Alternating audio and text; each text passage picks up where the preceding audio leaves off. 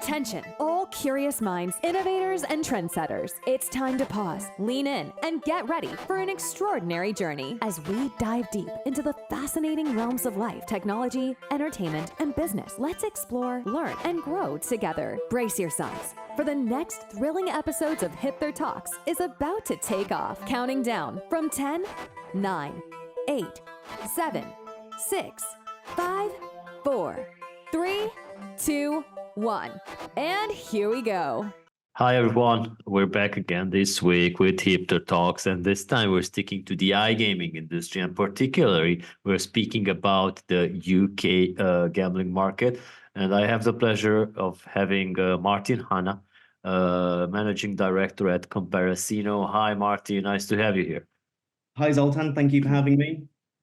All right, so we just passed about 1 year since the Gambling Act review white paper was published, which made quite a big fuss, and there were grand promises to overhaul gambling regulation as we know it. And today we're going to look and explore whenever iGaming companies still view the UK market as viable opportunity for growth, or whenever they will be looking elsewhere because it's no longer profitable for them. So before we dive into the questions, we have this tradition of having our guest say a few words about himself in his own words without us reading a bio. So Martyn, maybe if you just say a few words about yourself and of course about Comparasino.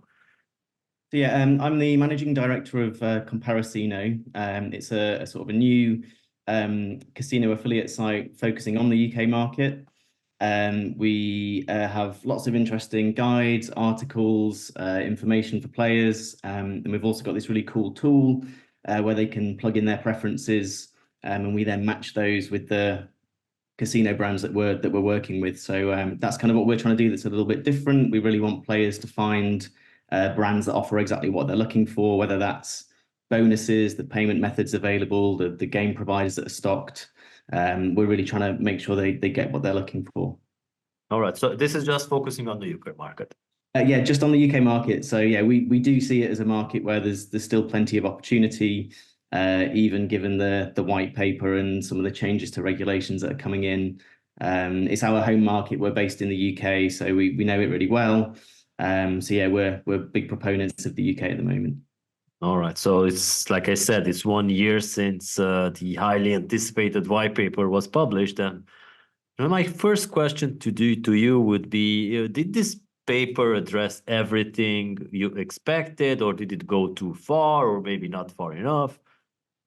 I think it broadly covered what myself and operators, suppliers, affiliates, other industry stakeholders thought it would, which is kind of focusing on affordability, protecting players, stake limits on slots and that sort of thing. So kind of what I've read and seen the responses to the white paper, I think most operators are sort of relatively happy with what it contained. There's obviously the consultations that are still happening. I think my concern a little bit is around marketing and bonusing and what might happen there. I think that's not been fully clarified yet. We've seen that the operators have over the last sort of year or so been watering down their bonuses. I think the idea there is they can't be seen to be encouraging excessive play, so the sort of value of these bonuses is coming down a little bit. My worry is that will push players to black market sites where there aren't the same restrictions in place. So I just think there needs to be a balancing act found there with bonuses. For me, actually, I think the wagering requirements on bonuses is something that should be looked at. If anything, that's where players are encouraged to sort of spend more than perhaps they should be doing in order to clear the requirement and unlock any winnings from the bonus. So that's maybe something that could come up in the consultations. But yeah, generally speaking, I think it was in line with what we were expecting and probably not as bad as what some thought it might be. All right. So yeah, it's either way, it's still the UK is the most democratic country because at least there was a consultation. There was a white paper and people can talk about it. But in Eastern Europe, they just enforce it and that's it. It's no consultations, no white papers. They just say tomorrow these are the changes and that's it. get on with it. Yeah, so at least this is still happening, and for the affiliates and for the operators, it means a lot. And my next question would be about what do you think have been some of the biggest challenges that the publication of the white paper have thrown up for sportsbook, casinos, and affiliates? I think actually it goes back to what you were just saying there. I think it provides an opportunity for operators to kind of get ahead of the changes that are likely to come. So the white paper's mapped out all these recommendations, all these suggestions. It now gives operators a chance to kind of understand that, digest it. And I think we've already seen that a lot of the bigger operators have for maybe 12 months or more been taking steps to kind of meet these new requirements anyway. I think if you look at some of the earnings from the listed operators, they often say that the UK market revenue shares down at the moment because they're implementing, changes around affordability and things like that. So I think that it's an opportunity, shouldn't necessarily be seen as a challenge. That being said, implementing these changes is expensive. It takes resource, so it can have a negative impact. I think generally speaking, the uncertainty around the white paper and the delay in it being published has kind of seen a slowdown in new brands launching. We've seen that from an affiliate perspective. The number of new sites going live is far less than it was maybe 3 or 4 years ago.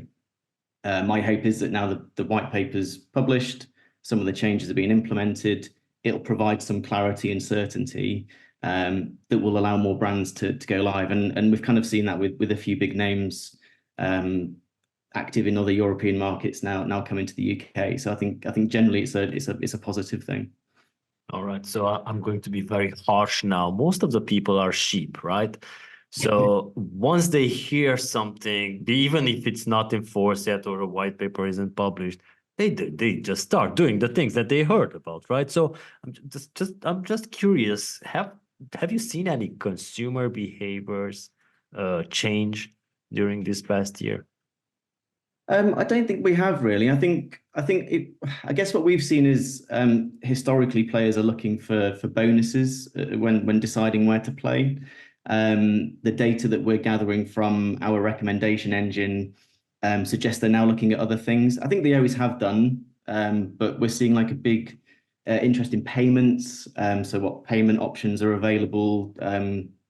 Debit cards are still dominate, but digital wallets, Apple Pay, that kind of thing, consumers are looking for casinos that allow them to deposit and withdraw using those methods. The speed of payouts is important to consumers. Their money gets taken instantly. They're then asking why it takes maybe 3 or 4 days to get their winnings withdrawn. So there's definitely demand for brands that are working with open banking providers to facilitate instant transfers. Players often search based on the games that the casinos stock. So yeah, in a way, we're moving away from it all being about bonuses to other factors or qualities that the casino has that the player wants to find. All right. So also with these new changes and measures, the initial question of this podcast is the UK market still a viable opportunity for operators, or do you think betting and gaming companies need to start turning their attentions elsewhere? I think it's definitely a viable market. We've launched into the UK in the last 12 months. We see plenty of opportunity there. The competition is very fierce, obviously, and then combine that with stricter requirements. It's a challenging market, that's for sure. But those environments often cause some of the maybe lower quality companies to leave, and it leaves it's sort of a good market there for operators, suppliers, affiliates doing the right thing. I think so long as you accept the rules by which you have to play and you can make that work as a business, then the demand is still there. The demand's increasing in some ways. So yeah, I think it's very much a viable market still. All right. So even though you're just targeting the UK, you're of course having a vast experience in the industry. So if it wasn't viable, where would you look to expand or do an expansion or just move there? I think that's a really good question. I think it's a very difficult one to answer. if you look at the US, for example, over the last 3 or 4 years, that's been considered a market, huge opportunities. Everyone's sort of gone for it, pumped lots of money into it, and it's not working out quite how many of us expected it would do. So I think to identify a market, you have to look at your business, the resource you have, your expertise, and kind of do your research and just figure out whether what you can offer works in that market. I think sometimes companies just think they've had success somewhere in a particular market and they can just roll it out somewhere else. I know we talk a lot about localization in this industry, but I think the approach that many take is still what we do is right. It works in one market, it'll definitely work in another. So it's actually a question I can't directly answer. I don't know where we'd look. We would just have to do what I said there and try and figure out where what we offer, our skills, our resources, where that would potentially work. Yeah, it proved that in the US only the providers are making some money because of the operators are missing out, and because they started doing this huge player hunt with offering huge bonuses, incentives, and everything, and it just the quality of the player might not be there. It's long term. It's not viable, and it's my belief that a bonus can be spent very quickly. It can last, certainly with casino, 20 free spins, a couple of minutes, and you've gone through that. So it's what follows that. The experience has to be incredibly rewarding for the player to keep sticking with that brand. And this industry is competing with all sorts of others in terms of entertainment options. Consumers have choice, so it's a tough thing to get right. And just spending big on marketing, bonusing, brand ambassadors, that's not going to guarantee success. And that's exactly what we've seen in the US. And I think it could be the same in LATAM, in Brazil. That's another really hot market that everyone seems to be super interested in. I think we might see a similar thing happening over there.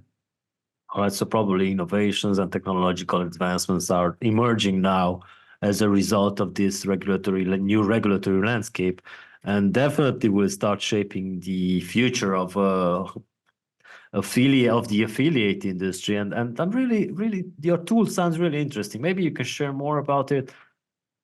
Yeah, sure. So the kind of the premise behind it is that someone becomes a member of Comparasino. So you create an account with us. There's a short kind of, it's like a form that you fill in. You just share your preferences. Do you like new casinos? Do you like established casinos? How do you like to deposit? What welcome bonuses do you look for? Are there particular game providers that you like?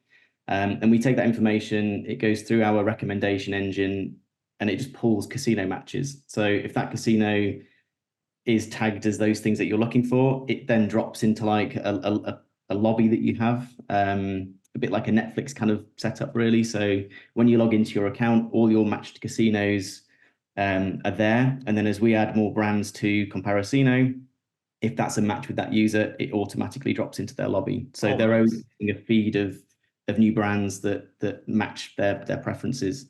They can change those preferences at any time, and the matched brands will just reset and be there based on what they've set as their preferences. Well done, congratulations. This is very interesting too. So my next question, and it's almost the final question, about where do you see the UK market heading over the next 3-4 years, given the fact of this white paper, of course? I think it will continue to perform well, and I think it will grow. It'll be slow and steady. So it's probably not as exciting as LATAM, US, all these other hyper growth markets. But it's established, there's demand there. And I think the companies, whether they're operators, suppliers, affiliates, that can innovate through product, can deliver a really solid user experience, can create a brand, they have everything they need to find success here. And yeah, I think it's those companies that will ultimately win out. I think the UK's a benchmark in some respects for regulation. It's always difficult to find that balance between over-regulating, ensuring players are protected. But it's my feeling that the government, the Gambling Commission, they're trying to come at this in the right way. And I think ultimately it will continue to be that benchmark that it has been for many years now.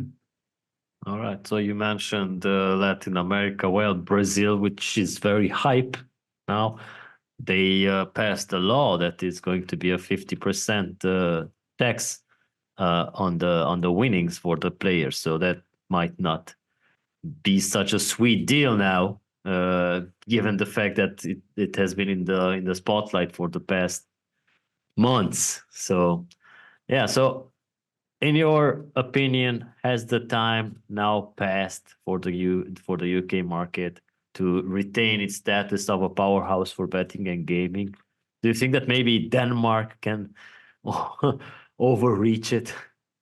Like I said, I think the UK will always be a benchmark. I think it's established. I think that we've proven that you can regulate a market and protect players, still have a viable market in terms of businesses, which is important. I think sometimes I think we can all be a bit afraid of saying that there's got to be a balance between protecting players and businesses being able to make money. If businesses can't make money, they're going to pull out of the market. That's going to reduce consumer choice, and if anything, increase the likelihood of players going to unlicensed sites. So no, I think the UK is a powerhouse. I think it will be for a very long time. I think other markets can learn a lot from what we're doing here, and use it to shape their frameworks. So yeah, I think it's always going to have its place as one of the top regulated jurisdictions in the world. All right. So my final question to you is that either way, we started the year, we blinked once and it's May, we blink again, it's December already, and the year has gone by. Where do you see Comparasino at the end of the year? And maybe could you share some information about being maybe hit by any search engine optimization updates? Because I know there's a lot nowadays. Yeah, in terms of the updates, that's all part of our game. That's the roller coaster that we ride on a weekly, on a monthly basis. We take the approach of do the right thing. It might take longer to get to where you want to be. Our goal is to be one of the top 5 affiliate brands in the UK. So we know who we're up against. We know the bar that they've set, and it's a very high one. But for us, it's about giving consumers the insight and the information that they need to make the right choices in terms of where they want to play. We have our tool that we're really pleased with. We recently launched a sort of a blog section to the site. So we want to build trust between players and casino brands and game providers. It's our feeling that there's a bit of a disconnect there. So players obviously enjoy online casino slots. But it's very rare that they actually see or can understand the companies behind the experiences they're receiving. So part of our approach with the blog is to interview slot studios, payment companies, and just explain how everything works. So, in terms of payments, for example, why can it take a couple of days for a withdrawal to come through? It's not that the casino's trying to keep hold of your money. It's just that they have certain processes they have to go through. There's regulatory requirements there, compliance requirements. So we're just trying to kind of explain that, educate players, and build the trust that should be there. So that's kind of where we're at the moment. We've got a long way to go to achieving our goal. We've got all these updates, SEO updates to ride out, but we're going to keep doing the right thing, keep bringing value, keep trying to sort of do our own thing, keep pushing our tool, and we're quietly confident that at some point we'll get there. All right, I wish you all the luck in the world with that, because it's a fierce industry with lots of competitions, but at least you have room to innovate and bring all that right stuff. So thank you, Martyn, for your time, and thank you for our listeners for joining us. Maybe Martyn, if you want to give some shout outs to the team or some partners, you're more than welcome. Yeah, I'd just like to say a big thank you to all the casino brands that we work with. They're all doing incredible things. They're all trusting us to help them acquire quality players. And of course, the team that we have here at Comparasino, everyone's working incredibly hard to do the best that we can, and to bring value to players and the wider industry. So yeah, thank you to those guys, and of course, thank you to you, Zoltan, for having me on and letting me answer your questions. All right. Thank you so much once again, Martyn, and thank you for your time. We will be back next week with more stuff. Take good care, everyone. And that's a wrap for this section of Hipther Talks. Thank you for being a part of our journey today. Don't forget to tune in next week for more insights and discussions. Stay connected with us on Spotify, YouTube, Google Podcasts, Amazon Music, Apple Podcasts, and more. Until then, keep exploring and keep growing. We'll see you next time.